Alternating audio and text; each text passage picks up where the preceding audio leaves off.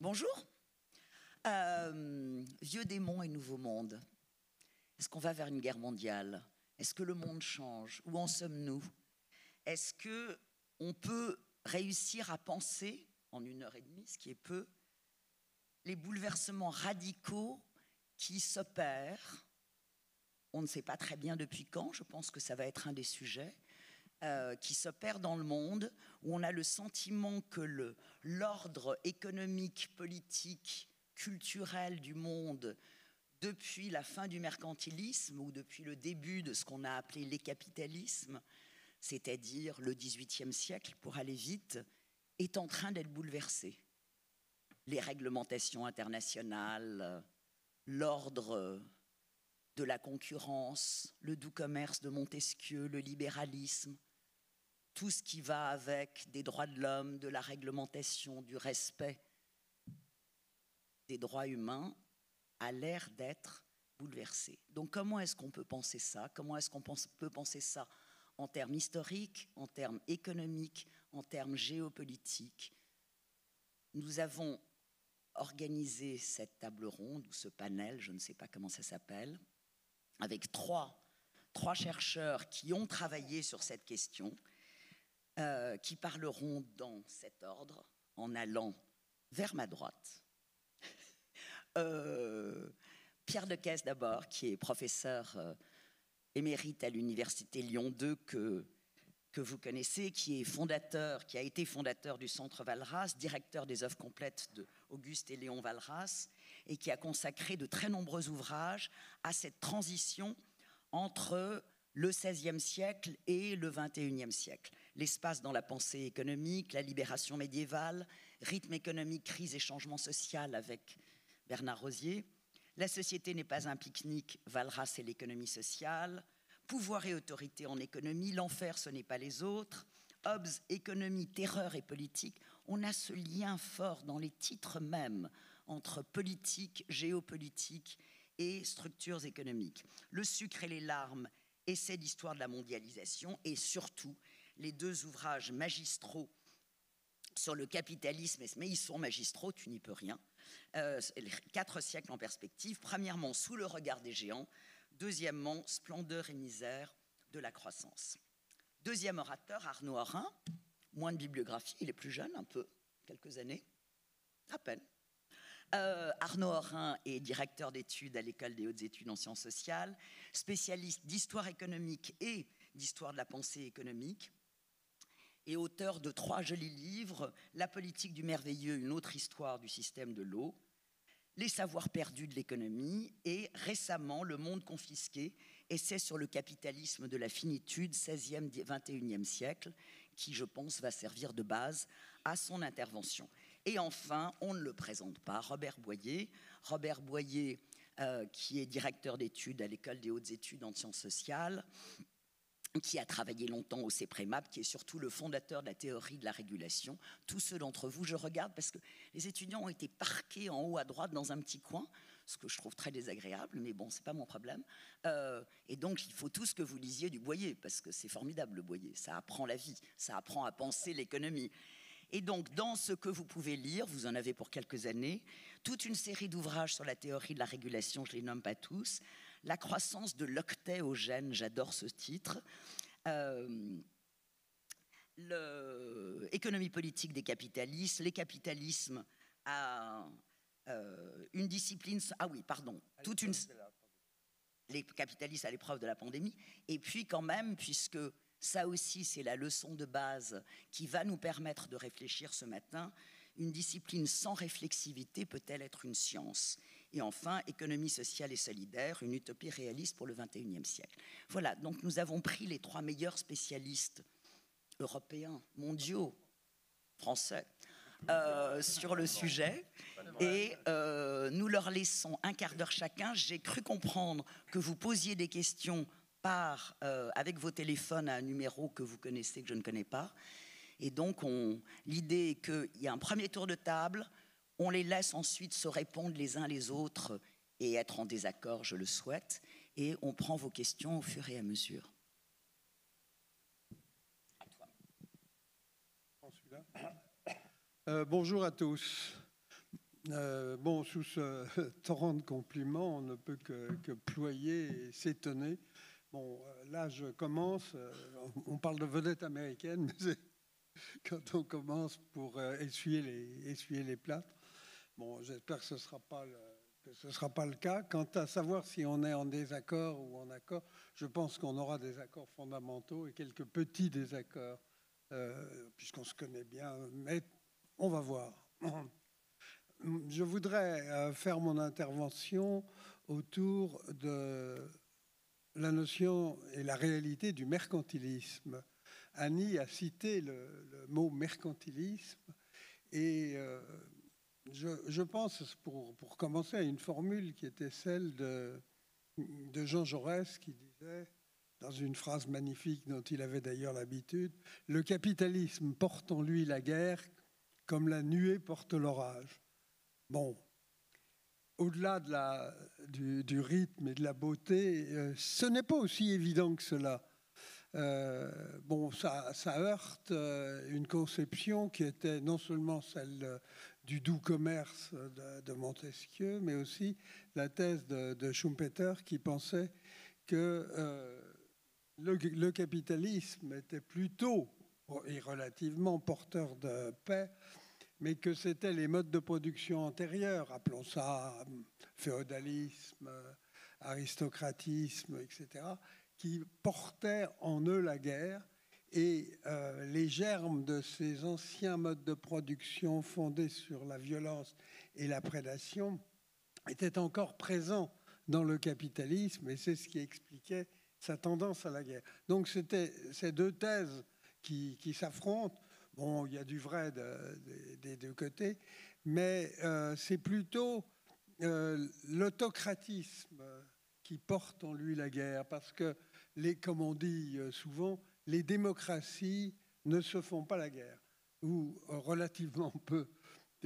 Si on fait la liste des grands conflits mondiaux, il y a pratiquement toujours un pays nationaliste et qui ajoute l'autorité, voire le totalitarisme, à cette position nationaliste, ce qui est assez fréquent.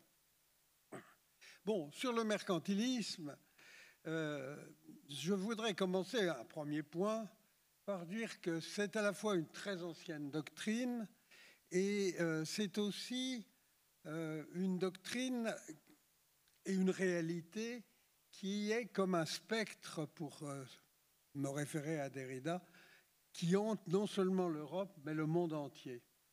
Parce qu'au-delà du premier mercantilisme, il y a un mercantilisme qui revient, un revenant en quelque sorte, et ce spectre, c'est lui qui est en train de revenir aujourd'hui parmi nous, et qui est d'ailleurs très largement revenu. Et c'est lui qui porte en lui-même la guerre, et qui correspond d'une certaine façon aux germes anciens issus des anciens et des modes de production antérieurs au capitalisme. Bon, ce mercantilisme qui revient et qui est ce revenant et qui aujourd'hui occupe de plus en plus la place, voire toute la place, ce mercantilisme, on peut considérer que, pour citer Arnaud Orin qui est à côté de moi, est un mercantilisme de la finitude. Et je voudrais dire que tous les mercantilismes sont de la finitude.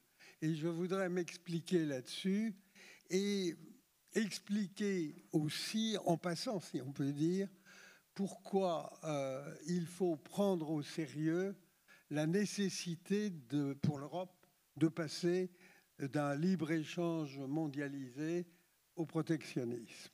C'est là le sens réel de mon intervention. Donc, ces mercantilismes anciens, je ne vais pas intervenir, je ne sais pas si d'autres interviendront là-dessus, mais je ne vais pas faire la liste et les théories des anciens mercantilistes, français, anglais, allemands ou espagnols, mais je veux les caractériser par un adage qui était celui de Bodin et celui de Montaigne. C'est des des titres de chapitres de l'un et l'autre. Et ils disent « Il n'est de gain que de perte de l'autre ». C'est ce qu'on a appelé un jeu à somme nulle. Et fondamentalement, ça nous pousse, ou ça les pousse à l'affrontement. S'il n'est de perte ou de gain que de perte de l'autre, il y a forcément une tendance à l'affrontement plus violemment que s'il y a un bénéfice à partager. S'il y a un bénéfice à partager, on est dans la dimension du partage. Quand ni perte et gain s'équilibrent, on est au contraire dans une optique de prédation et de guerre. Rousseau avait une très belle formule aussi, c'était « Comment est-il possible de s'enrichir sans appauvrir autrui ?» Bon, c'est une réflexion que vous pouvez continuer à mener. J'ajoute qu'on peut se référer à des théoriciens de la guerre, et en particulier à Clausewitz, qui reste sans doute le plus grand, qui est en le copiant en quelque sorte, je pourrais dire, le commerce pour eux est la continuation de la guerre par d'autres moyens. Et le contraire, enfin, plutôt la réciproque est vraie, la guerre est la continuation du commerce par d'autres moyens. Je pense que derrière l'idée des mercantilistes, il y a une vision très simple, trop simple. C'est l'existence de la balance commerciale et leur conception qu'ils ont, conception typiquement mercantiliste, du gain et de la perte. Quand il y a une balance commerciale, il y a forcément un solde positif et un solde négatif. Et ça crée en quelque sorte une optique d'affrontement potentiel quand on ajoute évidemment qu'ils considèrent que le solde positif est positif aussi en termes de croissance et qu'un solde négatif a des conséquences pernicieuses. À partir de ce moment-là, on voit bien comment on arrive à gain de l'un et perte de l'autre. Et je dois dire que cette conception typiquement mercantiliste a été poursuivie de tout temps sur le plan politique, car tout au long de l'histoire, les États ont cherché à obtenir une balance positive et ont cherché à combler les balances négatives considérées jusqu'à nous comme un risque majeur. Et c'est sans doute là qu'est le fondement de la pensée mercantiliste. Maintenant, reste à savoir pourquoi il va y avoir un avantage mercantiliste à avoir une balance commerciale excédentaire. On aura l'occasion d'y revenir, mais disons que c'est un problème pour les mercantilismes anciens de trésors de guerre. Plus récemment, c'est un problème clairement de puissance, mais c'est aussi un problème de croissance économique parce qu'une balance positive permet, grâce aux exportations, de relancer l'économie, d'avoir plus de croissance, de relancer l'investissement, etc. Bon, c'est un point sur lequel je crois qu'il faudra qu'on revienne, bien sûr.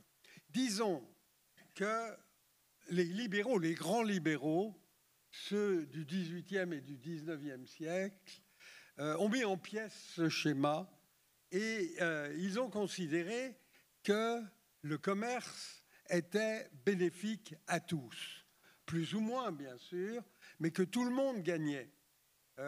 C'est un jeu contre la nature. Et évidemment, même s'il y a toujours de la conflictualité, puisqu'on gagne plus ou moins, voire très peu et beaucoup, il reste qu'on est dans l'ordre du partage.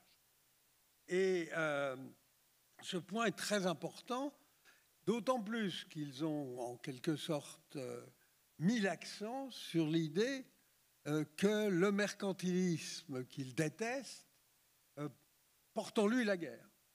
je ne sais pas si le capitalisme porte en lui la guerre, mais le mercantilisme porte en lui la guerre. Bon, quels sont les gains à l'échange?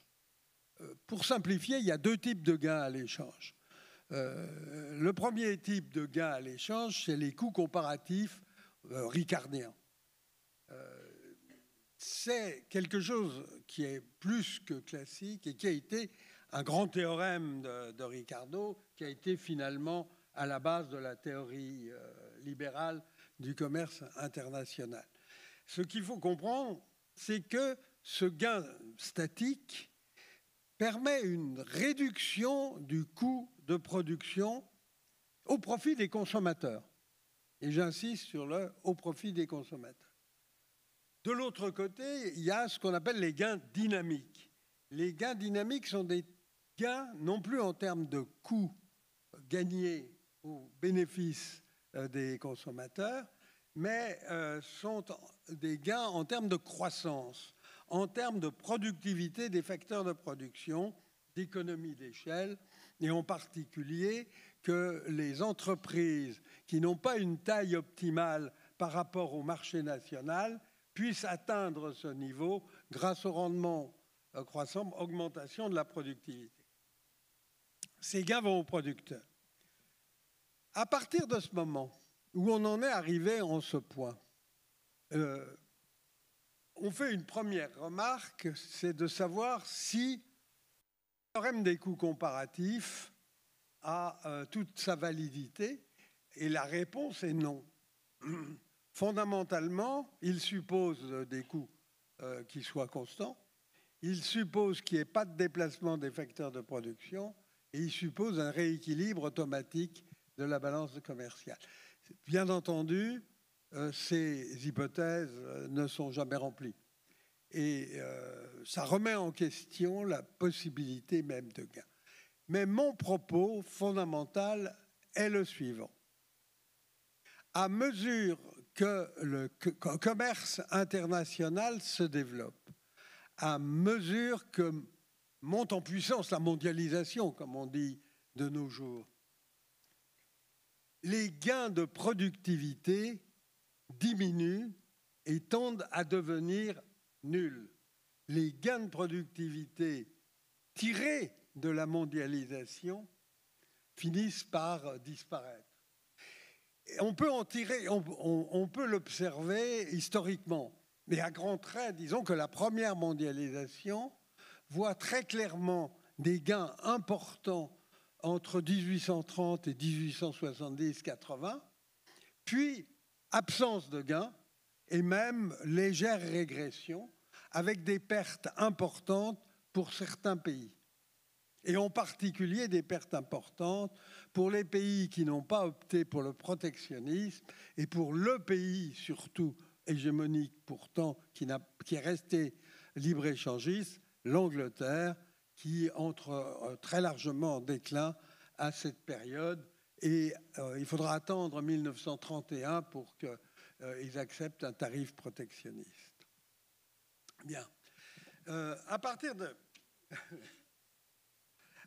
du moment où il n'y a plus de gains de productivité du fait du développement de la mondialisation, on arrive à ce que Roderick, un grand économiste, avait mis comme titre son ouvrage « La mondialisation est allée trop loin ».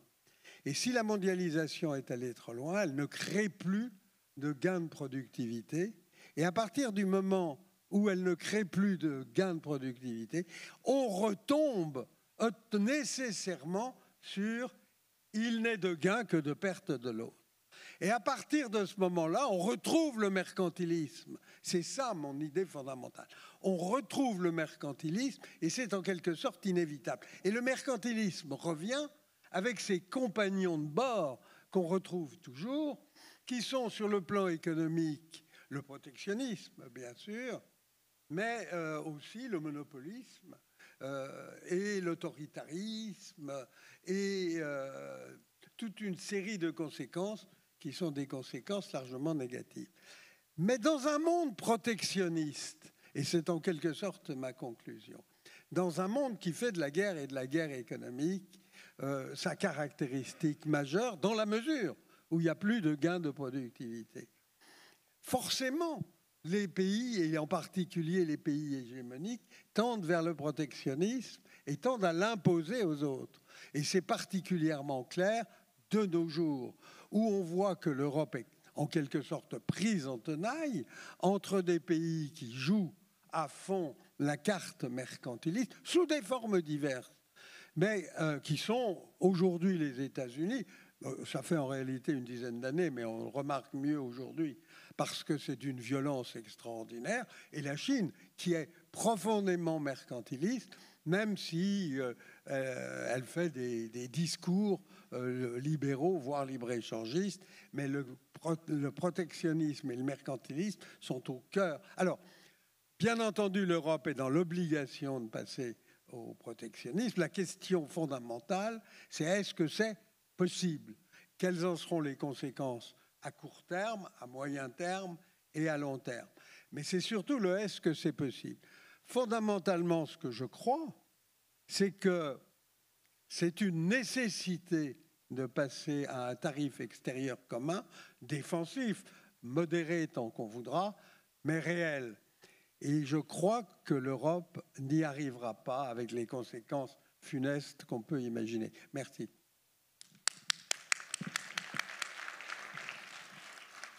Juste une minute pour répondre à quelques questions qui s'affichent sur la tablette. En gros, il y en a 3 sur qu'est-ce que c'est que le mercantilisme. Alors, Pierre a donné le contenu du mercantilisme. Un rappel pour ceux d'entre vous qui n'ont pas fait l'histoire de la pensée économique, ce qui est un tort. Le mercantilisme, c'est un ensemble de doctrines qui se constituent avant l'avènement du capitalisme, donc avant les théories libérales, fondées sur un lien très étroit entre économie et politique. L'économie est au service du prince, au service de la nation, au service de l'enrichissement du royaume. La richesse, c'est l'or, et donc l'idée est de conquérir l'or des voisins, soit par une guerre militaire, le pillage, on a des exemples aujourd'hui, le pillage, la prédation, l'occupation des territoires, soit par des guerres commerciales, souvent fondées sur les tarifs. On a des monopoles d'État, et donc on exporte sur la base des monopoles d'État, et on met des tarifs très élevés à l'importation. Et donc par rapport aux questions qui disaient est-ce que c'est mercantiliste ou néo-mercantiliste, on est au cœur du sujet. Donc cet ensemble, je ne vous donne pas les auteurs, etc., cet ensemble de doctrines très bien résumées par Pierre Decaisse va être ensuite relayé par des thèses du capitalisme libéral, c'est-à-dire consistant à dire pas du tout, il faut échanger, et en échangeant, il ne s'agit pas de voler la richesse de l'autre, mais de produire plus de richesse et ensuite de la répartir. Donc nous fonctionnons, le monde capitaliste occidental fonctionne depuis 3 siècles sur cette représentation d'un capitalisme qui produirait de la richesse, d'une mondialisation qui produirait plus de richesse. Et l'idée de cette session est de savoir si nous régressons à une forme différente, l'histoire ne se répète jamais, à une forme différente de mercantilisme ou de néo-mercantilisme. J'espère avoir très brièvement répondu aux questions qui s'affichent sur la tablette, pour lesquelles je vous remercie. Arnaud.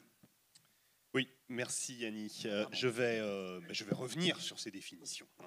Et je vais être difficilement en désaccord avec Pierre, puisqu'effectivement, mon propos, c'est de distinguer finalement, dans l'histoire du capitalisme, depuis alors ses débuts, c'est très difficile de dater les débuts du capitalisme, entre le XVIe et le XVIIIe siècle, disons, mais depuis les débuts du capitalisme, précisément, de décrire cette alternance entre 2 modalités possibles. Ce capitalisme libéral, on va voir sur quelle base il peut être fondé, et le capitalisme que j'ai appelé dans ce dernier ouvrage de la finitude, et que Pierre a parfaitement décrit sous les traits du mercantilisme, mercantilisme sur lequel on va revenir. Alors, je vous cite le premier paragraphe du livre qui, en fait, essaye d'expliquer le propos général, et la première phrase se veut volontairement provocante, si vous voulez. Et elle ne peut s'appliquer, alors elle ne peut être fausse pour le moment que pour l'Europe. Mais comme l'a très bien dit Pierre, il est vraisemblable que l'Europe va devoir elle aussi bouger, l'Union européenne va devoir bouger parce que dans un monde de prédateurs mercantilistes comme les États-Unis d'Amérique, bien avant Monsieur Trump déjà, hein, et des monopoles chinois, ça va devenir compliqué. Donc je vous lis cette première phrase, c'est « Le néolibéralisme est terminé ». Bon.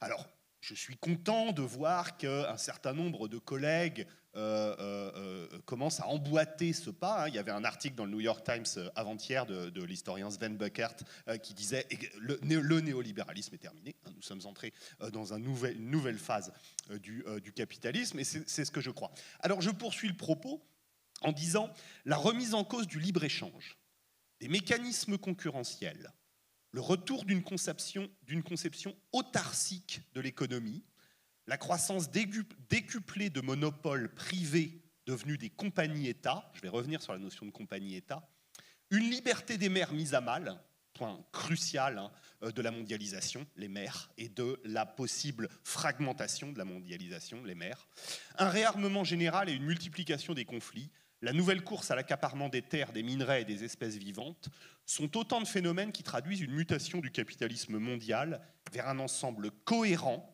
tout à la fois nouveau et très ancien. Alors Annie l'a dit à l'instant, hein, l'histoire ne se répète jamais deux fois. Ça, c'est absolument évident.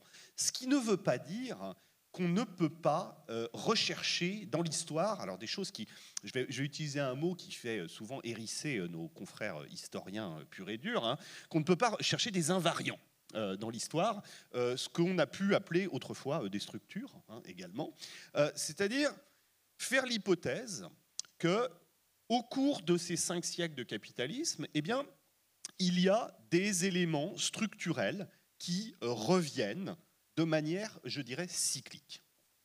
Et donc, ma proposition, pour essayer de comprendre notre monde, qui nous apparaît chaotique, mais qui ne l'est peut-être pas tant que cela, c'est de distinguer ces deux formes de capitalisme, le capitalisme libéral et le capitalisme de la finitude ou mercantiliste. Alors, en fait, j'ai essayé de caractériser et de donner finalement une dimension chronologique à ces deux formes de capitalisme. Alors si on les caractérise d'abord, je me suis appuyé sur 3 caractéristiques, mais on peut certainement en trouver d'autres, et j'espère que des collègues vont prolonger. Hein. Il y a déjà eu des travaux d'Éric Monet, hein, notre excellent collègue de PSE et de l'EHESS, qui est ici, qui est au GECO, autour de la question monétaire, hein, que j'ai très peu traité dans ce livre, mais sur la question du crypto-mercantilisme, précisément. Hein. Et ça, c'est un point sur lequel j'espère que d'autres travaux viendront compléter ou discuter ou remettre en cause les miens. Alors, 3 caractéristiques des deux formes de capitalisme. Premièrement, la question des mers, hein, la question de la liberté ou non, ou de la fermeture des mers. Les périodes libérales, en fait, hein, et les périodes libérales, Pierre en a parlé à l'instant, c'est quand les périodes libérales, en gros, c'est le milieu du 19e siècle. Hein, c'est les années 1820-1880, à peu près. Hein, et finalement, c'est quand c'est la période 1945-2010-2015, en gros. Ça, c'est les deux, alors avec des libéralismes différents, hein, dans les deux cas, et un libéralisme encastré pour la période 1945-75, hein, régulé, ça Robert en parlera évidemment beaucoup mieux que moi, puis un néolibéralisme, ça veut dire une mise en concurrence beaucoup plus généralisée de tous les marchés, l'indépendance des banques centrales, bien entendu, l'idée selon laquelle il faut lutter contre les monopoles, lutter contre les cartels, lutter contre les abus de position dominante. Si vous voulez, la Direction générale de la concurrence de la Commission européenne de Bruxelles a incarné un peu le néolibéralisme dans les années 1990-2000.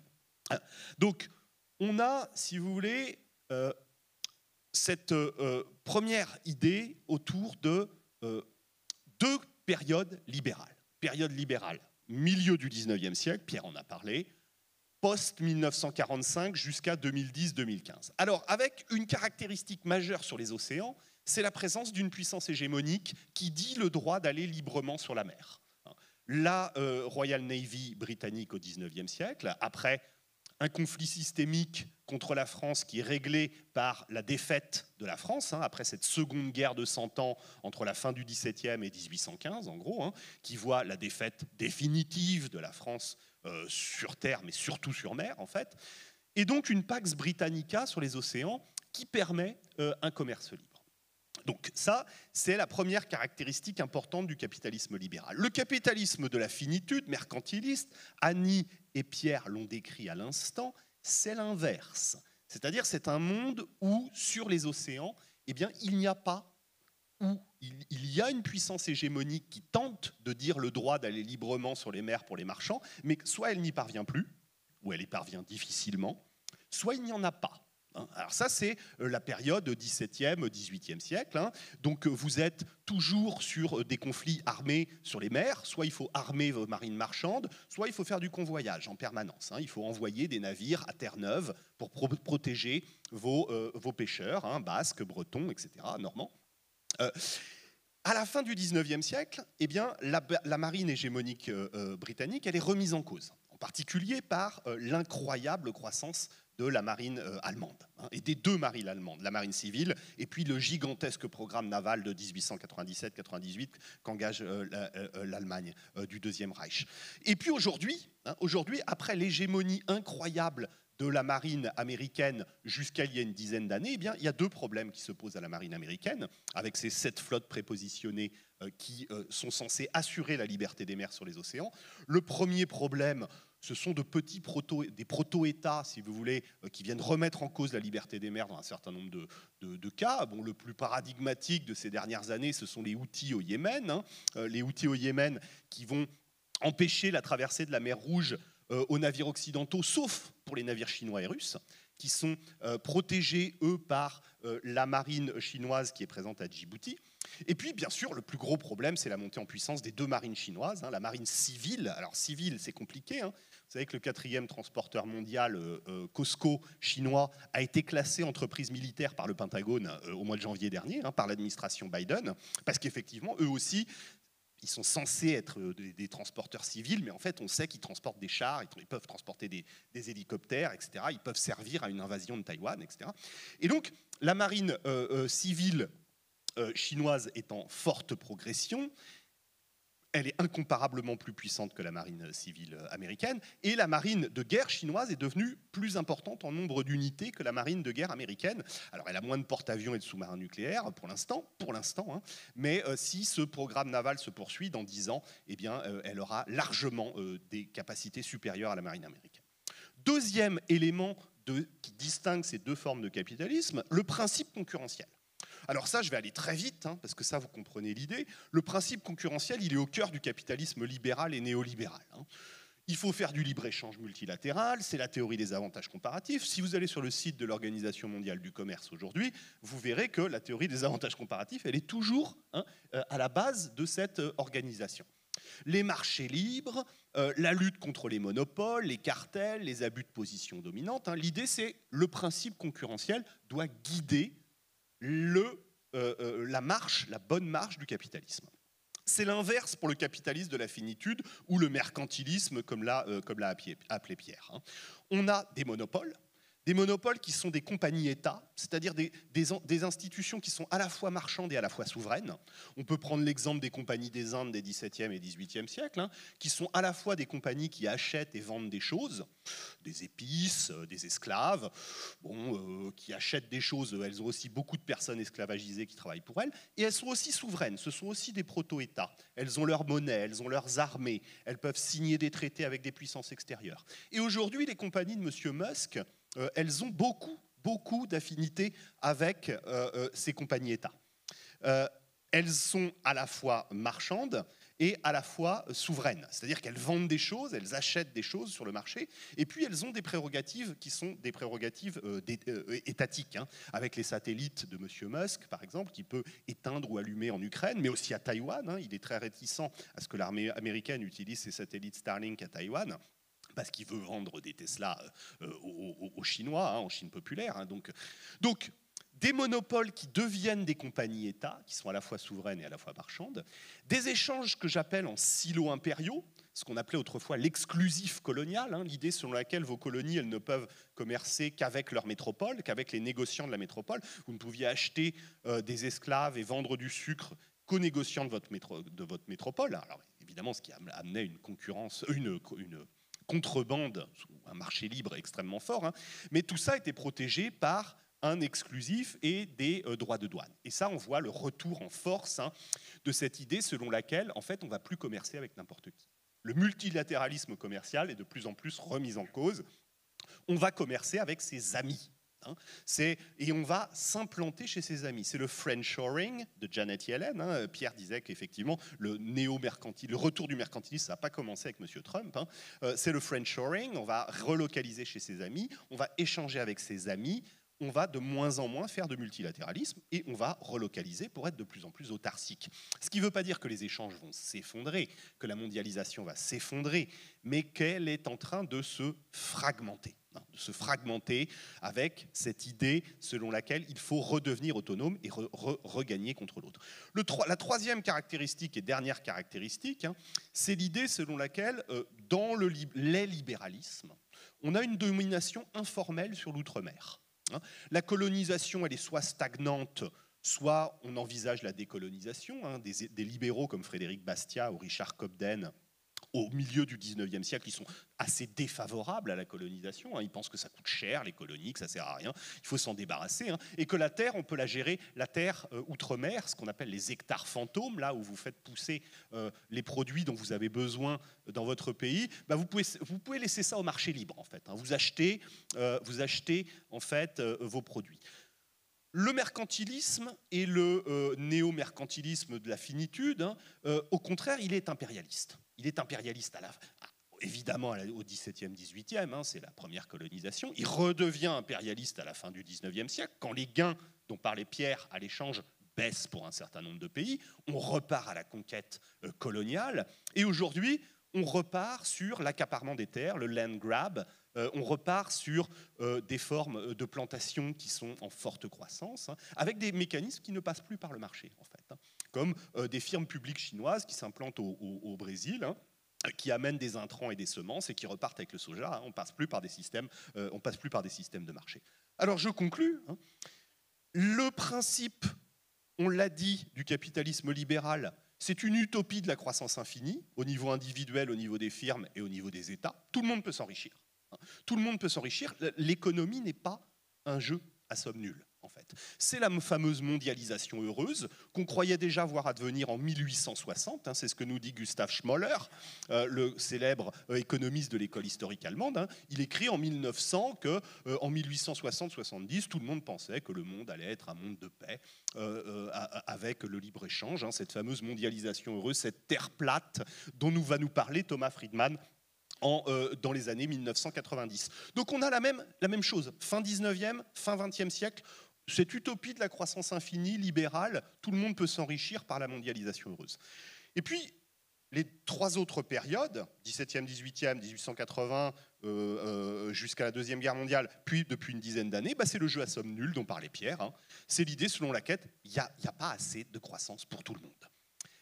On ne peut pas grossir. Les individus ne peuvent pas tous grossir, les firmes ne peuvent pas tous grossir, les États ne peuvent pas tous grossir.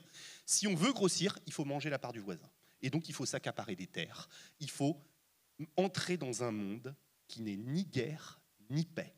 C'est-à-dire un monde dans lequel la prédation reprend le pas sur les mécanismes de marché. Voilà, je vous remercie. Petit point sur les questions. Il y a deux types de questions. Il y a des questions de définition que je vous pose, que je pose à Robert, parce que je pense que ça va le concerner plus. Qu'est-ce que le capitalisme ? Qu'est-ce que le néolibéralisme ? Qu'est-ce que le crypto-mercantilisme ? Ça, c'est une expression que Arnaud vient d'employer, enfin employer dans son exposé. D'autre part, il y a des questions de fond, donc je m'adresse à ceux qui les ont posées, mais je ne sais pas qui c'est. Des questions de fond que je garde pour la discussion générales qui sont sur le lien entre économie politique, les stratégies de l'Europe et les stratégies de Trump. Donc, Robert, je te livre qu'est-ce que le capitalisme, qu'est-ce que le néolibéralisme, qu'est-ce que le crypto-mercantilisme, et je te passe la parole. Alors, je suis torturé entre 3 stratégies: répondre à mes collègues, répondre à ces questions, ou vous me présentez apparemment quelque chose de très divers, mais par chance. Ton dernier mot a été prédateur, parce que j'ai lu l'appel à présenter, et voilà ce que ça m'inspire. Le temps des régimes prédateurs et des menaces sur la démocratie. Et pour moi, l'ordre, c'est prédation, menace sur la démocratie et guerre. Et donc, c'est un peu une explication matérialiste. Alors, pourquoi je vous parle de ça? Moi, par rapport à votre longue histoire, moi, je commence à 1945. Donc, le Fordisme, c'était une organisation des capitalistes, car un compromis social permettait de mobiliser des rendements croissants et grâce à la Pax Americana, un relèvement de l'ensemble.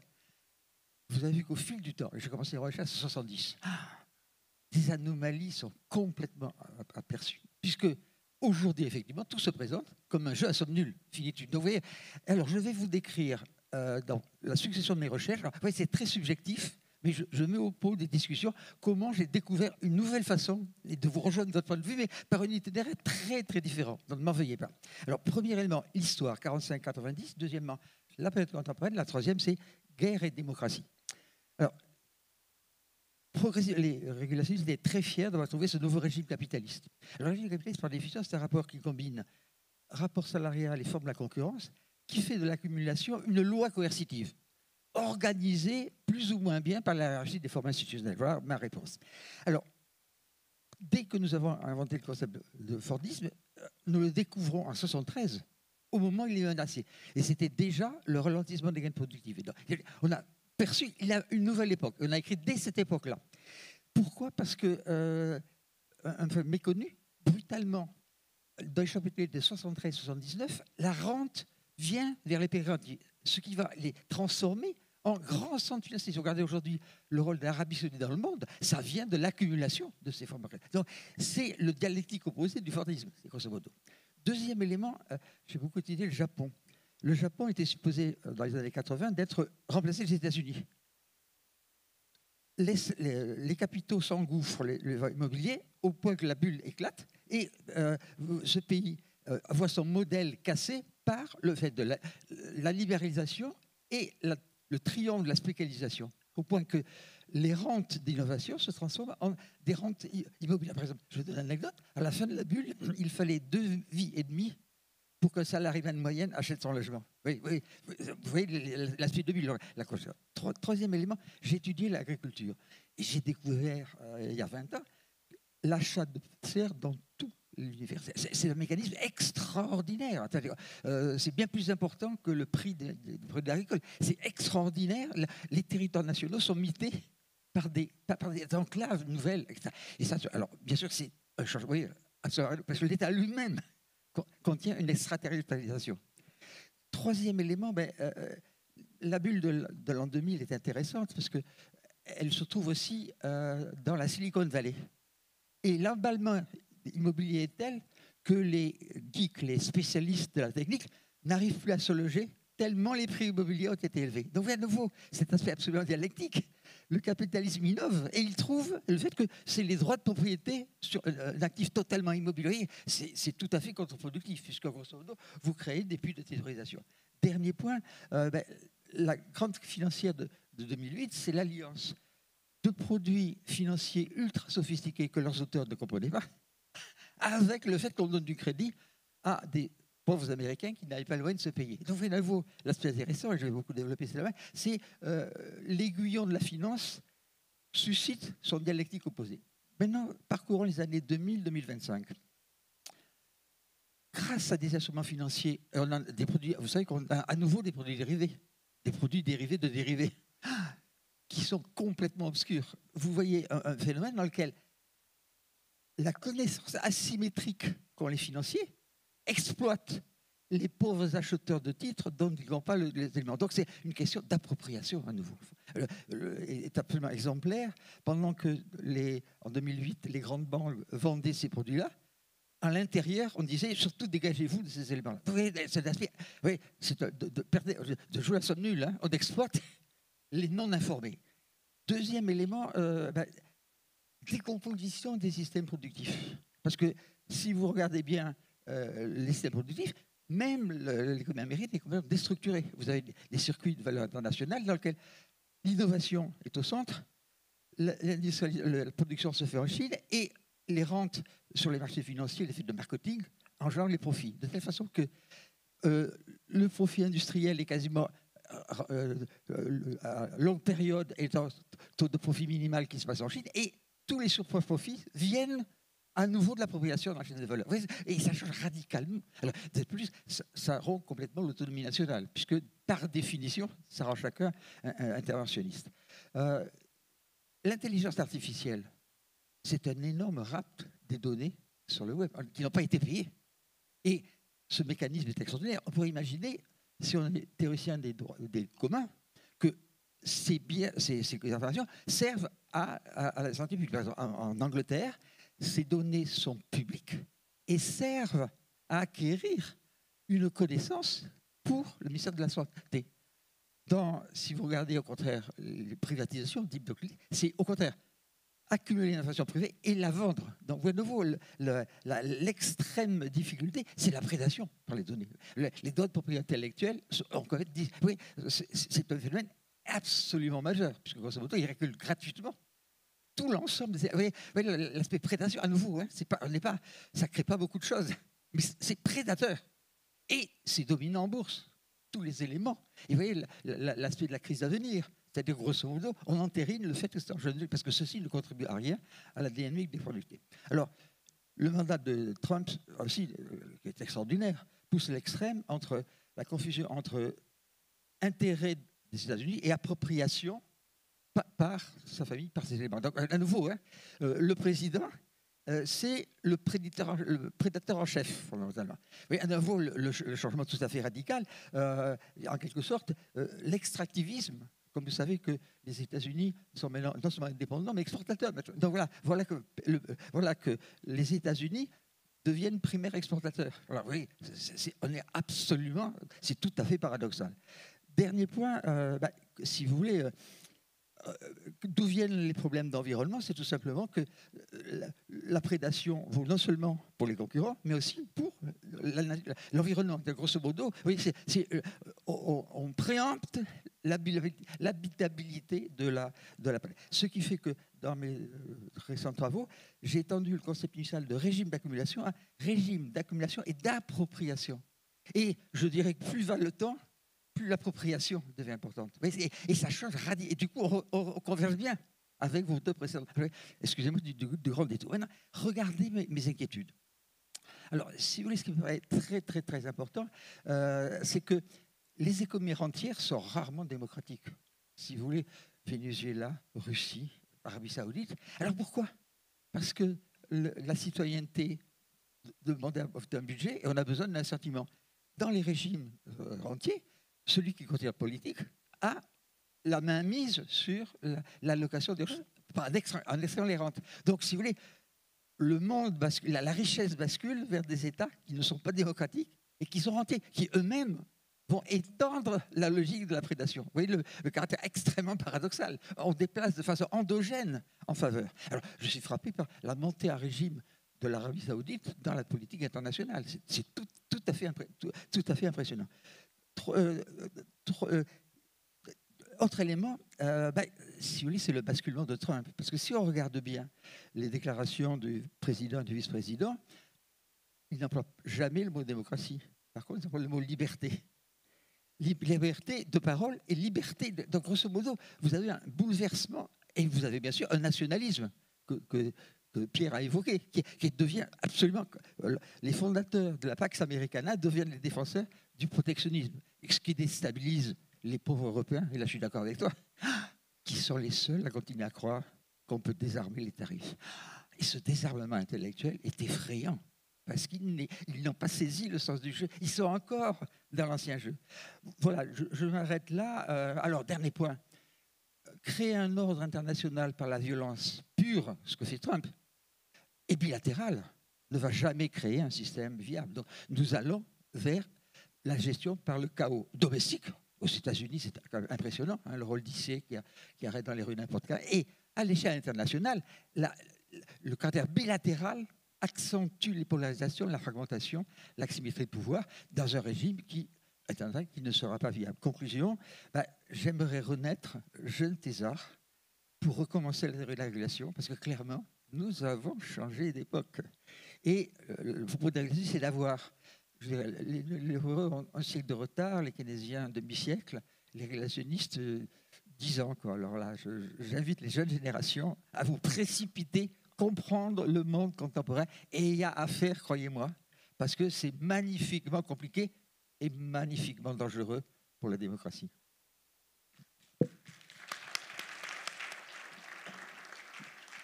Bien, merci. Après ces premiers exposés, on va faire un tour de table pour qu'ils se répondent et expriment leur désaccord. Je vous livre, pour alimenter la discussion, il y en aura d'autres, les questions générales que j'ai jusqu'à maintenant.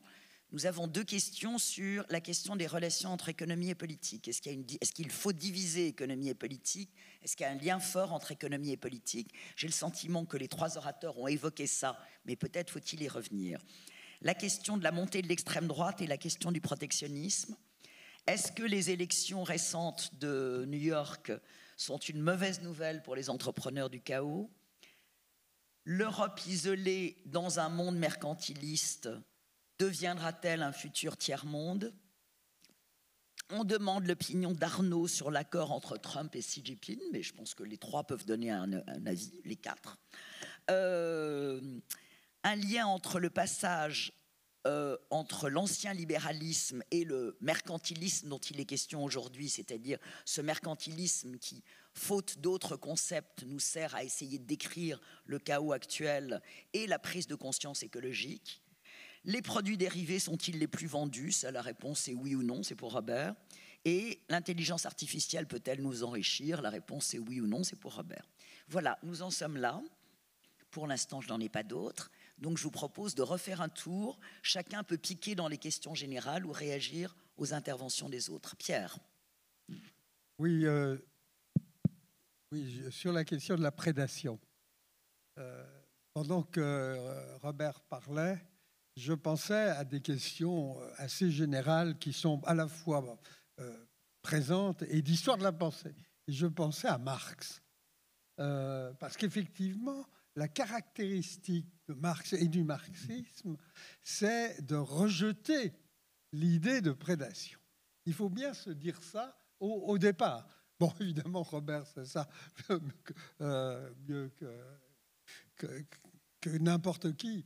Alors, quelle était l'idée fondamentale qu'il y a chez Marx, qui est fondamentale, hein, c'est que l'exploitation, c'est le mot, c'est exploitation, c'est quelque chose qui est lié à la loi de la valeur.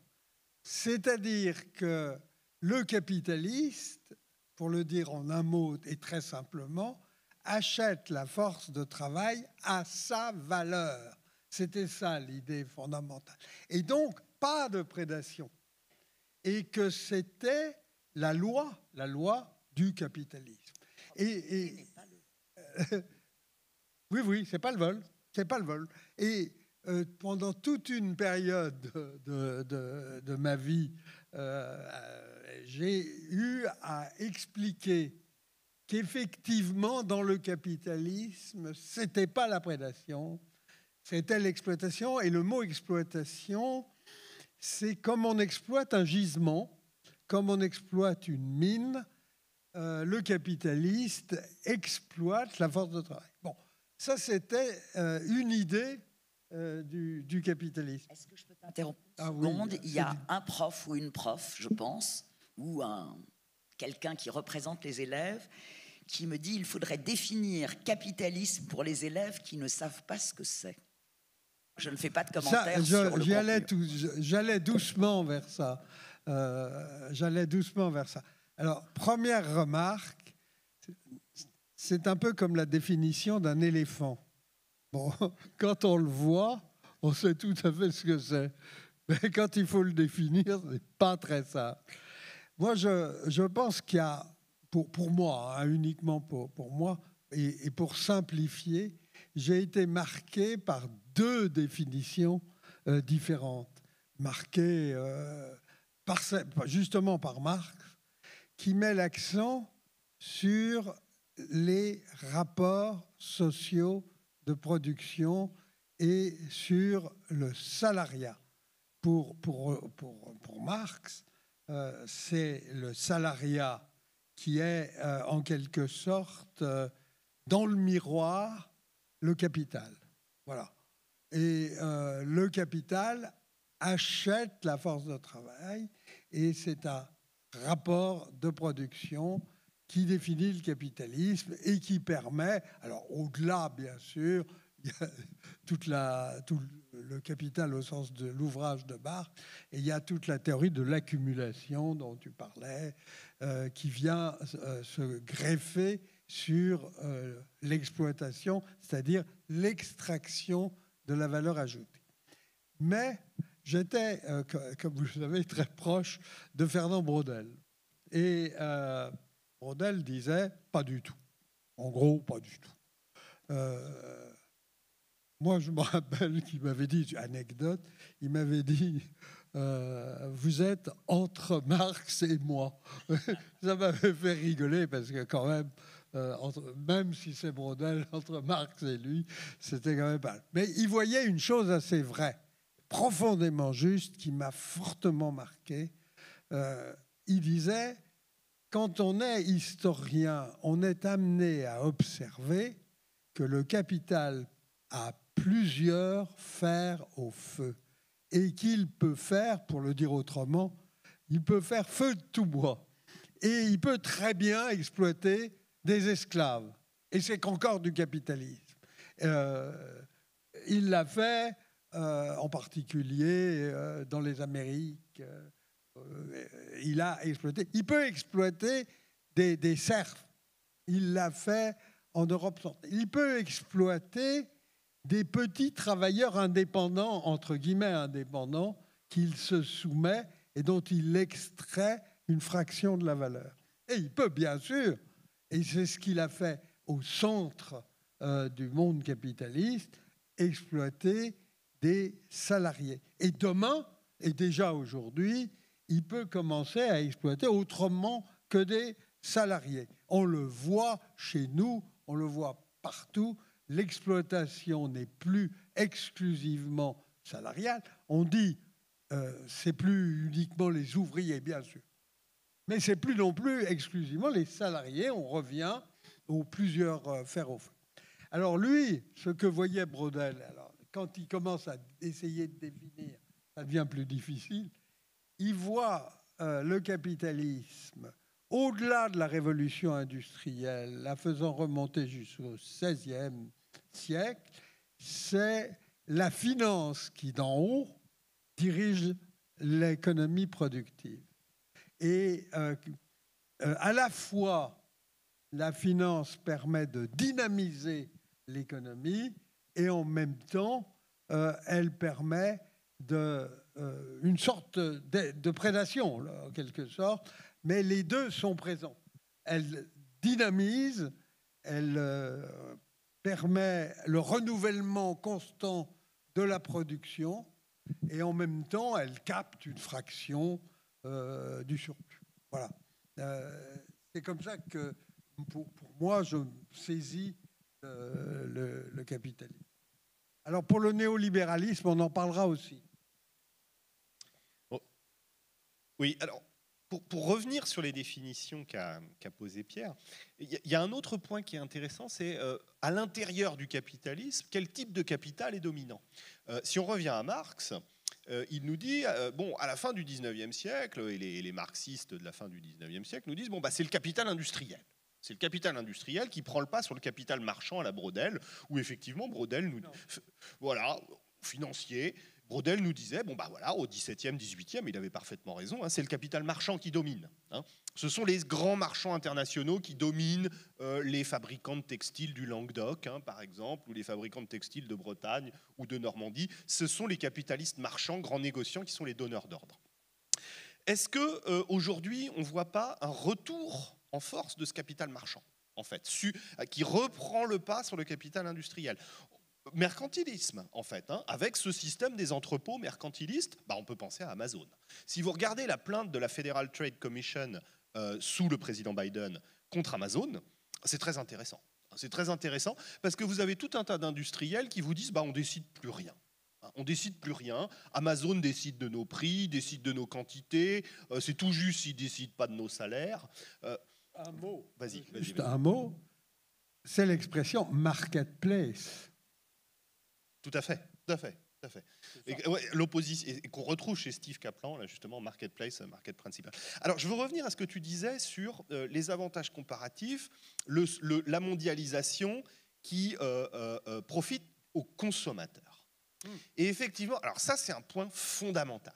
C'est cette opposition qu'on trouve entre les libéraux et les mercantilistes, entre l'abondance chez les libéraux, donc il faut des prix bas pour les consommateurs, en gros, et la puissance chez les mercantilistes. En gros, il faut faire de la production, enrichir des grandes compagnies État, enrichir éventuellement l'État et la puissance publique, mais pas au profit des citoyens, au profit de la puissance guerrière, au profit d'une oligarchie, au profit, qu'elle soit une aristocratie ou une oligarchie aujourd'hui. Alors ça ramène aux questions que tu as envisagées, qui ont été posées. C'est-à-dire l'économie versus la politique. En fait, le libéralisme et le néolibéralisme, ils font de l'idéologie, mais ils ne veulent pas de politique.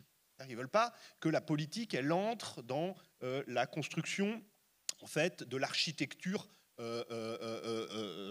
économique, l'indépendance des banques centrales, etc. Mais la question abondance contre puissance, ça ramène à la question de l'extrême droite, la question sur l'extrême droite que tu as posée. C'est-à-dire, évidemment, si on privilégie les consommateurs, c'est-à-dire l'abondance à la production et à la puissance, qu'est-ce qui se passe? C'est la désindustrialisation. C'est la désindustrialisation généralisée, et ça joue un rôle fondamental, évidemment, dans la montée des tendances nationalistes et d'extrême droite dans tous les pays occidentaux. Les États-Unis se sont pris, si j'ose dire, le choc chinois, c'est-à-dire ces produits à bas prix, et nous, il y a une vingtaine d'années, et aujourd'hui, c'est l'Allemagne. C'est l'Allemagne qui, depuis 1 ou 2 ans, fait face au choc chinois, avec une Chine qui exporte et produit tous les produits qui ont fait la puissance de l'Allemagne, la machine-outil, les chimies, l'automobile électrique, à moins cher. Une seconde. Vas-y. Ça marche, oui. J'ai encore une question sur qu'est-ce que le néolibéralisme? Donc, est-ce que tu peux, à ce moment de ton exposé, donner une définition en 2 phrases? Alors, donc, le néolibéralisme, comme le libéralisme, il s'appuie sur le principe concurrentiel. C'est la concurrence généralisée qui doit assurer la répartition des ressources et donc fixer le bon niveau des prix. Donc, il ne doit pas y avoir d'entraves étatiques, droits de douane, régulation syndicale, salaire minimum. C'est la concurrence de l'offre et la demande qui doit régler les prix et les salaires. Le néolibéralisme, il va mettre encore plus en concurrence la totalité, si vous voulez, des individus et des États, avec l'idée selon laquelle les États ne doivent pas piloter la politique monétaire, les banques centrales doivent être indépendantes et donc piloter la politique monétaire pour empêcher l'inflation. Il ne doit pas y avoir de droits de douane, on doit avoir du multilatéralisme avec des organisations internationales comme l'OMC, l'Organisation mondiale du commerce, qui empêchent les droits de douane et donc qui ouvrent les pays à ces fameux avantages comparatifs et donc à l'idée selon laquelle il faut se spécialiser dans tous les domaines. Et c'est la dérégulation, le néolibéralisme, c'est la dérégulation de la finance dont parlait Robert à l'instant, c'est-à-dire la création de n'importe quel produit financier dérivé qui serait susceptible finalement, soi-disant, d'assurer l'efficience des marchés financiers. Donc dérégulation, ouverture complète à la concurrence des États, dérégulation des marchés du travail et indépendance des banques centrales, lutte contre l'inflation et donc mondialisation. Alors donc ça nous ramène à la question de l'extrême droite, c'est-à-dire ça nous ramène à la question de abondance versus contre-puissance.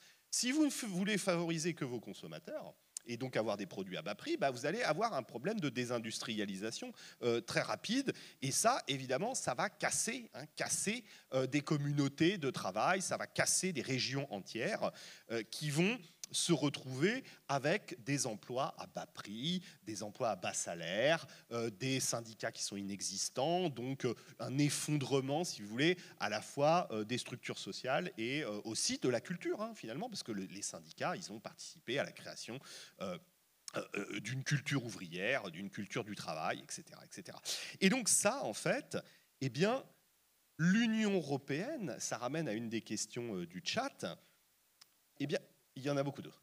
Une des questions du chat, c'est-à-dire l'Union européenne, en fait, elle n'a pas bien pris conscience du problème. Donc là, il vient d'y avoir un petit retour des droits de douane sur l'acier, sous la pression d'ArcelorMittal, mais pour l'instant, ça reste très, très modeste. Hein. Alors que l'accord USA-Chine, il y a eu une question sur l'accord USA-Chine. Hein. Donc, la Chine, elle ouvre et elle ferme le robinet des terres rares. Hein. Vous savez, ces métaux au nom fleuri, le germanium, le lutécium, nommé en l'honneur de la ville de Lutèce, hein, d'ailleurs, par un chimiste français, qui servent à faire des aimants pour les éoliennes, mais qui servent aussi pour la défense, hein, pour l'industrie de défense, pour les téléphones, pour le numérique. Hein.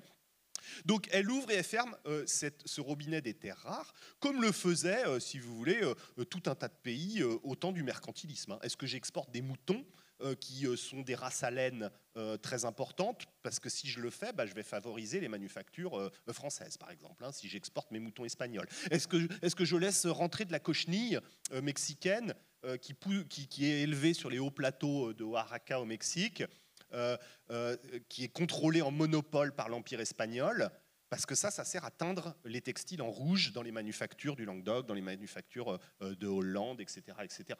Donc, on a toujours, à chaque période mercantiliste, on a des gens qui ouvrent et ferment le robinet des matières premières. Et ça, l'accord, le petit accord, là, il est plutôt en faveur de la Chine, en fait. Hein. Il est plutôt en faveur de la Chine. C'est plutôt, en fait, à chaque fois, c'est plutôt Xi Jinping qui sort gagnant du bras de fer, hein, avec finalement une montée aux extrêmes sur les droits de douane. Tu parlais de Clausewitz tout à l'heure. Une montée aux extrêmes sur les droits de douane, eux, ils sont les seuls à avoir répondu, hein, en disant vous montez les droits de douane, nous aussi. Hein. L'UE s'est couché complètement. Finalement, ils ont eu un peu moins de droits de douane. Ouais. Un peu moins de droits de douane, avec l'idée selon laquelle ils vont refaire sortir plus de terres rares. Bon, les États-Unis ont gagné un peu de temps jusqu'à ce que leur mine de Mountain Pass en Californie reprennent de l'ampleur sur les terres rares. On va voir ce que ça va donner. Il faut du temps. Et puis les terres rares, le problème, c'est qu'elles ne sont pas si rares, les terres rares. Il y en a plein sur la planète, mais les exploiter, c'est très polluant. On passe à Robert. Voilà.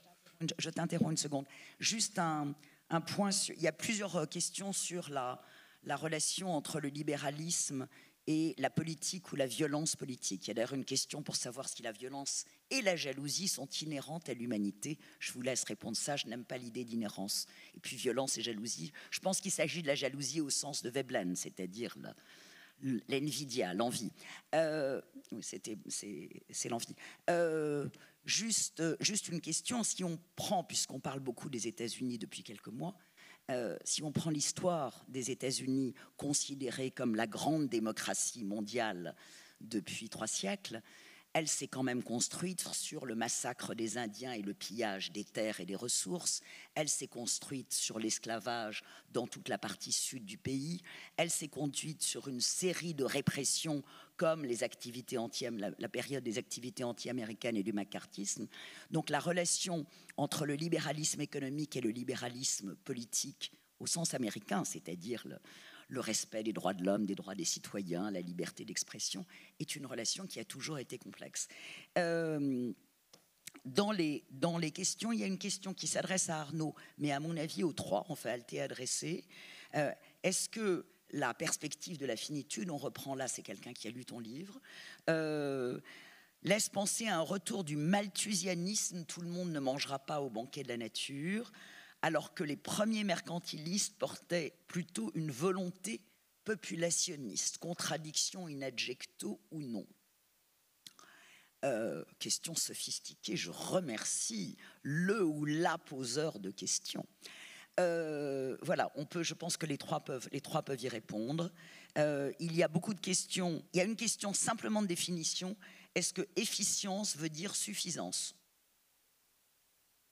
Oui, mais ça, la réponse, c'est non, je suis d'accord. Mais c'est bon.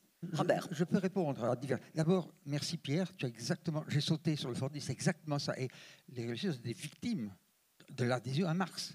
Et il nous a fallu du temps pour découvrir ce phénomène. Voilà. Donc, tu as très très bien décrit. Et c'est vrai que Brodel nous met la puce à l'oreille. Hein.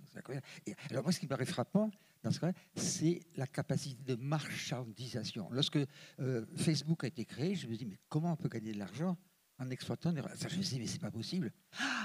Grâce à la méabilité de la formation des habitus, c'est devenu... Regarde, c'est extraordinaire cette capacité. On peut envahir tous les domaines, si vous voulez. Les dons d'organes. Et c'est vrai que le capitalisme est sur cette nouvelle extension. Et l'IA est un bon exemple de ça. Relations économiques et politiques, il n'y a pas de proportion naturelle à l'échanger. Dans les formes institutionnelles, il y a concurrence parfaite ou non. Aux États-Unis, par exemple, on encourage les monopoles. On les a détruits d'un côté et on les a recréés complètement. Et on ne veut pas les attaquer, surtout. Deuxièmement, est-ce que le droit du travail, c'est le droit commercial? Aux États-Unis, c'est le droit du travail commercial. En Europe, c'est un droit spécifique. Troisième élément, les relations avec... Quel est le système fiscal, etc. Ce sont regardez les décisions politiques. Articulation à l'économie mondiale. On laisse passer les capitaux, les migrants, les futurs. C'est une décision politique. Si je compare la politique extérieure du Mexique et de la Chine, vous voyez très bien, on joue toutes les palettes, tous les robinets. Du coup, qu'est-ce que le libéralisme? C'est des politiques qui considèrent que la forme dominante, c'est la concurrence. Et tout le reste doit être soumis à ce mécanisme-là. Et on voit bien, du coup, être bien à comprendre la hiérarchie de ces formes. Et le Fordisme était une particularité. Pendant 30 ans, le rapport de force des salariés du fait de la Deuxième Guerre mondiale ont été suffisants pour que le capitalisme incorpore le fait que les salariés étaient viagés dans le capitalisme. Mais ce phénomène d'expulsion par le travail précaire, etc., montre que c'était un rapport de force et il n'est pas renouvelable. Sur ta remarque, moi, ce qui me plaît beaucoup, c'est que les États-Unis ont vécu, en gros, les salaires n'étaient pas mirifiques, mais on vivait de l'affaiblissement du prix de tous les produits industriels importés de Chine. Et Trump a préféré le nationalisme, la puissance, à le soutien du monde. Et du coup, l'une des faiblesses du trumpisme, c'est qu'il va impliquer une baisse du niveau de vie de ceux mêmes pour lesquels on a voté. Et tendanciel, il y a une contradiction. Et c'est bien ce que tu as dénoté, c'est que ce modèle est antagonique avec le mécanisme précédent. Sur l'IA, si vous voulez, ce qui me semble impressionnant, il y a deux choses. Un, on peut imaginer quel est le régime de l'IA. Extraordinaire captation des rentes. Réduction de la part salariale. Donc, un régime de demande tout à fait concurrentiel comme l'entre-deux-guerres. Et deuxièmement, spéculation. Grosso modo, la bulle de l'IA a une dimension sans précédent. C'est presque comme les tulipes.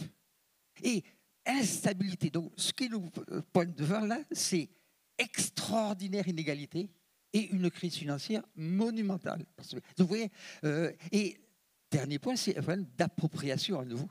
Et on voit bien, par exemple, les défenseurs du bien commun, puisque le monde est unifié par là, vous imaginez, ça devient un bien public, géré par une organisation. Pas du tout. Vous avez au contraire les luttes pour absorber toute cette information et en faire un mécanisme marchand. Vous voyez, à nouveau, cette logique. Du coup, la question qui est tout à fait importante, hein, il faut qu'on actualise. Hein, lorsque c'est une erreur, effectivement, de dire c'est libéralisme. Hein, et cette erreur d'analyse, à mon avis, est très inquiétante. Nous sommes toujours victimes, avec un grand retard, de la théorie que nous avons apprise lorsque nous étions petits. Et là, il faut se méfier. Hein. Il faut actualiser ce que tu as essayé de faire. Donc, c'est très, très important de bien comprendre que les théories économiques sont filles de l'histoire. Elles ne la font pas. Juste une question qui peut alimenter ce qu'il dit, une question qui paraît au cœur de débat. Est-ce que l'économie est devenue l'arme majeure des guerres modernes ou des guerres en général? Oui, alors pour un mot sur cette question, elle n'est pas devenue. Elle n'est pas devenue. C'est moi qui ajoute. Elle est, oui. Elle est centrale, tout à fait centrale. Et c'est hier comme aujourd'hui. Mais il faut dire, et il faut toujours commencer par dire ça, la violence qui est au cœur de nos interventions, elle a beaucoup régressé au cours des siècles dans le long terme et même dans ce qu'on peut appeler le moyen terme, c'est-à-dire dans le dernier demi-siècle. La violence, aussi bien collective, celle des nations, les guerres, etc., que la violence individuelle. Il y a une régression considérable des assassinats, des meurtres, de ce type de criminalité. Ce qui se passe fondamentalement, c'est qu'en même temps, nous ne le supportons plus et de plus en plus mal. De même pour la guerre et la violence des guerres, c'est épouvantable ce qui se passe aujourd'hui, mais c'est sans commune mesure avec la Première Guerre mondiale, où il mourait par un seul assaut autant qu'il en meurt pendant toute la guerre d'Ukraine en une seule journée à Verdun. C'est une autre histoire. Bon, c'est pour relativiser. Je voudrais aussi intervenir sur un point central qui est consommation-production. Consommation-production. Alors, ça me paraît très, très important.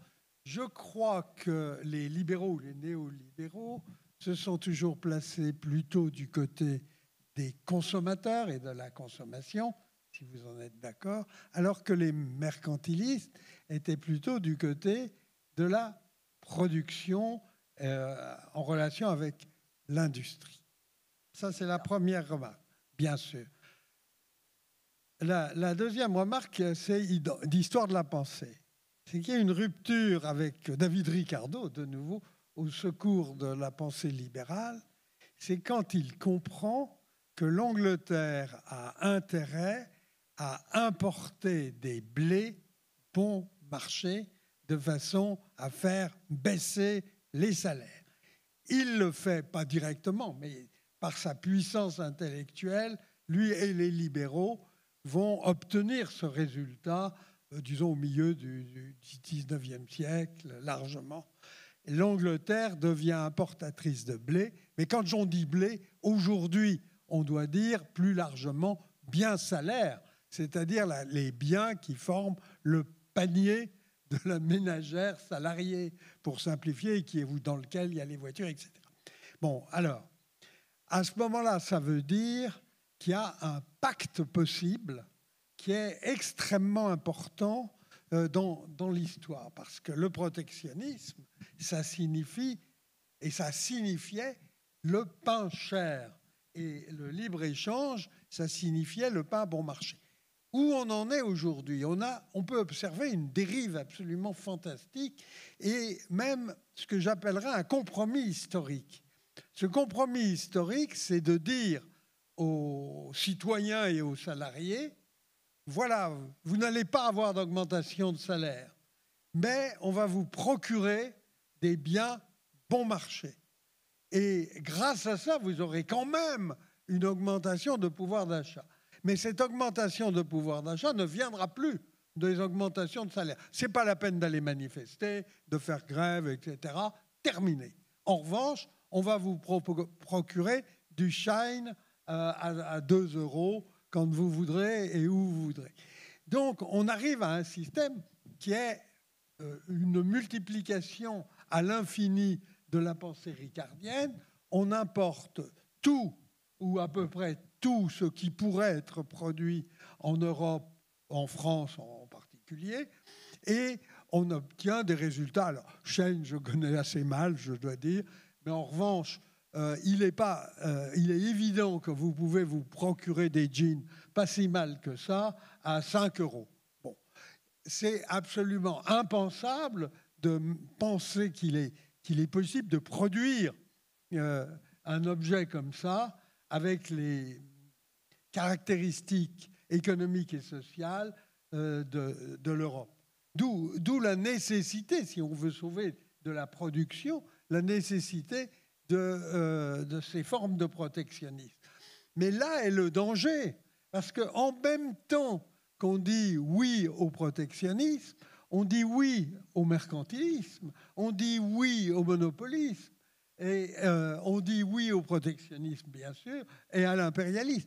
Donc ce qu'il faut, c'est simultanément éviter les dérives mercantilistes et répondre à la guerre commerciale telle qu'elle est livrée en pratiquant un protectionnisme défensif et sans doute aussi modéré que possible. Je préviens juste les gens qui posent des questions. Je ne pose pas des questions du genre je ne réponds pas, je ne demande pas la réponse à des questions. En quoi est-ce que l'intelligence artificielle a à voir avec la récolte des données? La réponse, c'est son principe même. Donc il y a des choses un peu de base. Il y a quelques questions que je laisse de côté. Il y a une question importante qui est aussi au cœur de cette relation entre libéralisme, néolibéralisme et retour au mercantilisme, consistant à se demander si la rareté des ressources n'est pas le germe de la violence, de la guerre, du pillage, etc. La réponse est oui, mais de manière différente. Selon le mercantilisme, on s'approprie par la violence militaire ou commerciale les ressources de l'autre. Dans le système capitaliste ou libéral, on s'approprie par le marché, la négociation, la réglementation. On essaye de s'approprier les ressources de l'autre. C'est des réponses simples. Arnaud.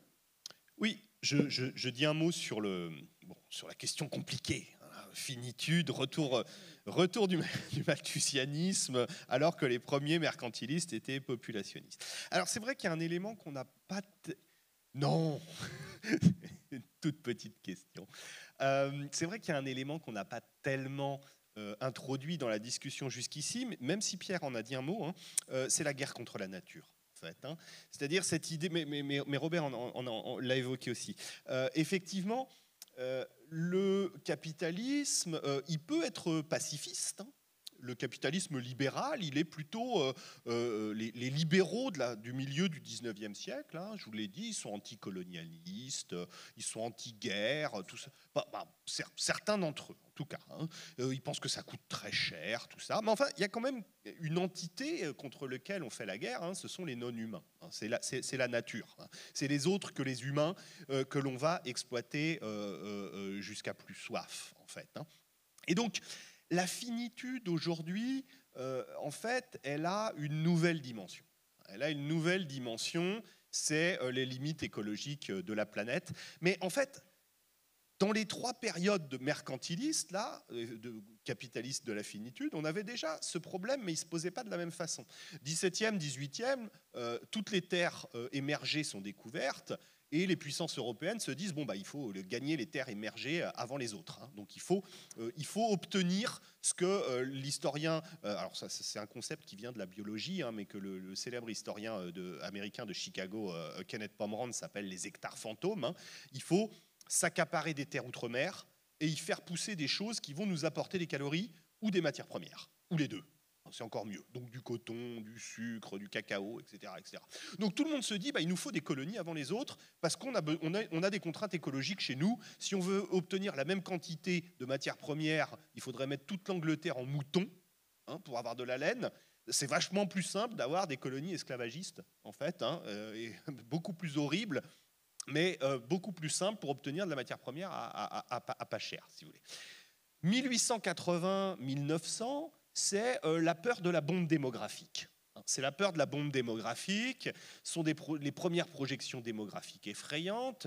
C'est l'idée que les Européens se sentent à l'étroit chez eux et qu'ils veulent là aussi augmenter leur quantité de nourriture consommée, augmenter leur niveau de vie. Et pour ça, qu'est-ce qu'il faut ? Il faut des terres outre-mer. Il faut des terres outre-mer. Vous avez tout un tas, tu as parlé de Clausewitz tout à l'heure, vous avez tout un tas de théoriciens. Le théoricien de la guerre navale, Alfred Mahan, un des conseillers du président McKinley, le héros de M. Trump, Alfred Mahan, il nous explique précisément qu'il y a trop de terres qui sont mal exploitées. Par des populations non occidentales. Et il faut les leur enlever, en fait, pour le bonheur de l'humanité en général, parce que, évidemment, on produira mieux que les autochtones. C'est toujours la même idée effroyable. Et aujourd'hui, en fait, finitude, Finitude, tout le monde redit ça en fait. Aujourd'hui, la Banque mondiale, elle a sorti un rapport en 2023 où elle nous explique ce que c'est que le score d'efficacité des paysages.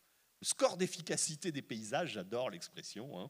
C'est l'idée selon laquelle les pays du Sud, c'est pareil, hein, ils ne font pas ce qu'il faut avec leurs terres. Ils pourraient faire beaucoup mieux s'ils les exploitaient en régime capitaliste, si vous voulez, avec des machines, des engrais, etc. Hein, et tout ça au bénéfice du monde en général. Mais vient cette histoire de rareté, hein, c'est-à-dire des limites écologiques de la planète. L'idée selon laquelle, effectivement, on a un nouveau problème, nous, de finitude. L'idée selon laquelle, si on veut faire de la transition écologique, on a besoin de tout un tas de minerais et de produits de base, et que ça veut dire qu'il faut s'accaparer très rapidement des mines un peu partout dans le monde, des produits de base un peu partout dans le monde, et que la planète, elle semble ne plus réussir à nous donner... Ouais. Ne plus suffisamment nous donner de produits parce qu'effectivement, on a atteint des limites critiques en termes de changement climatique, d'extinction des espèces, etc. Donc, retour du malthusianisme, alors que les premiers mercantilistes voyaient dans la population une richesse, ça peut être effectivement un mal qui nous guette. C'est-à-dire l'idée selon laquelle il faut faire décroître la population mondiale parce que ce n'est pas soutenable. C'est pas soutenable notre niveau de vie. Et effectivement, si on veut tous manger la même quantité de viande et de protéines que les Occidentaux et qu'aujourd'hui une partie de l'Asie du Sud-Est, il y a un problème en termes de terre, ça, et de disparition des espèces, ça c'est clair. Juste une question. Nous allons devoir terminer ces entretiens de l'Association française de sciences économiques. Juste une question qui n'a pas été abordée. C'est pas la peine de partir tout de suite. C'est pas encore terminé. Juste une question qui n'a pas été abordée, mais dans la bibliographie que j'ai proposée en organisant cette session, il y a les 2 ouvrages de Dahampoli sur la question des technologies, les ingénieurs, je pense aux ingénieurs du chaos. Il y a quand même dans cette différence entre l'ancien mercantilisme et le néo-mercantilisme, encore une fois, faute de mieux, mais ça permet de faire réfléchir, auquel nous assistons aujourd'hui, une question de technologie, d'outils mathématiques, d'outils informatiques, de réseaux sociaux. Les questions se posent par réseaux sociaux aujourd'hui et non pas en levant la main et en disant je m'appelle Arthur et j'ai une question. Et donc, il y a cet enjeu quand même assez majeur des technologies qui jouent un rôle dans la mondialisation, qui jouent un rôle dans la mise en forme du réel et dans les attaques contre la science, etc. Voilà, je voulais remercier Robert Boyer, Arnaud Aurin, Pierre Decaisse, d'avoir alimenté, il y a d'ailleurs des compliments dans les questions. C'est un débat formidable, je suis ravie que vous l'ayez aimé. Merci beaucoup pour les questions. Merci aux lycéens. Si vous voulez rester un peu, on répondra aux questions de définition avec grand plaisir, mais je n'ai pas pu les intégrer dans la discussion. Et donc, l'année prochaine, pour les nouveaux entretiens de l'Association française de sciences économiques, qui seront aussi passionnants. Je vous remercie.